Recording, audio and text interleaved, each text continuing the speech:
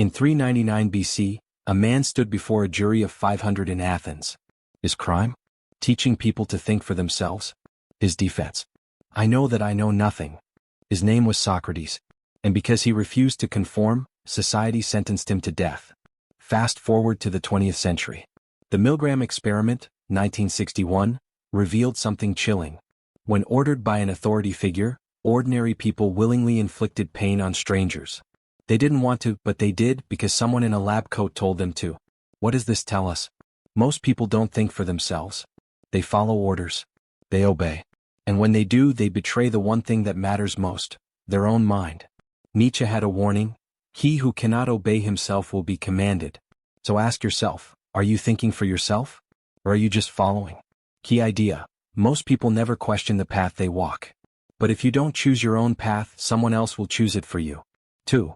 The psychology of blind obedience, why most people follow. Humans are wired for conformity. From birth we are taught to obey, to fit in, to follow. In school we learn what to think, not how to think. At work we are told what to do, not why we do it. In society we are expected to blend in, not stand out. Psychologist Solomon Asch ran a study where people were placed in a group and asked a simple question: which line is the longest? The answer was obvious, but when the group deliberately chose the wrong answer, 75% of people followed the group, ignoring their own eyes. The result? People would rather be wrong with the crowd than right on their own. Nietzsche called this the herd instinct. It's what makes people blindly follow religion, ideology, authority, and social norms, without ever questioning them. But here's the danger: the crowd is almost always wrong. Historical example: in Nazi Germany, millions followed Hitler not because they were evil, but because they thought they were doing the right thing. And that's the terrifying truth: evil doesn't need monsters. It only needs obedient people. Key idea: if you never question the rules, how do you know they're not chains? 3.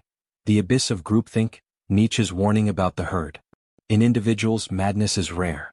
But in groups, parties, nations, and epochs, it is the rule. Nietzsche.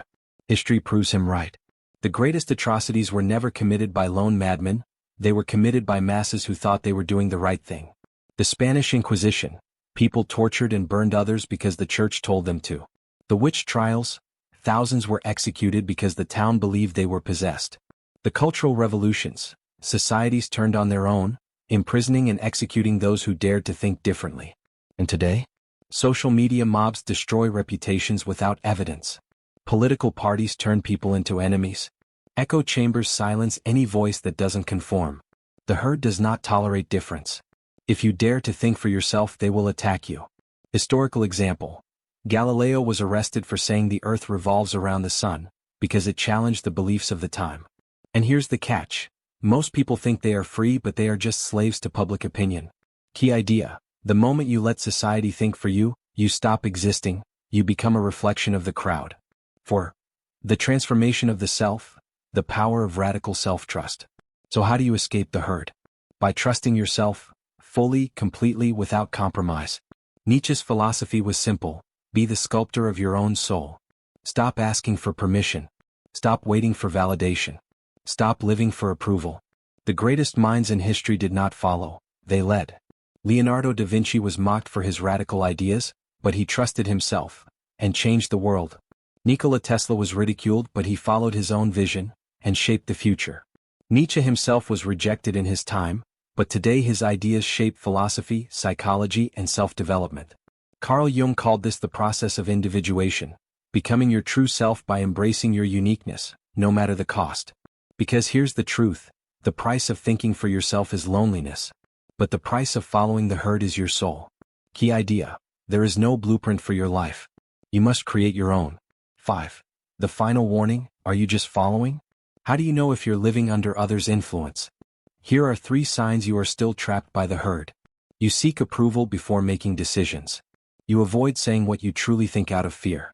You feel lost when you don't have someone telling you what to do. And here's how to break free. Question everything. Every belief, every rule, every tradition. Ask yourself, do I truly believe this? Or was it given to me? Make your own values. Stop living by borrowed principles. Define what life means to you. Accept solitude. Thinking for yourself means standing alone. Most won't understand you. That's the price of freedom. Nietzsche's final lesson: Become who you are. This isn't just philosophy. It's a wake-up call. Right now, most people are trapped in the herd. They live the way they are told. They think what they are told. They follow. Are you one of them? This video made you think, subscribe. Because the world needs more independent minds.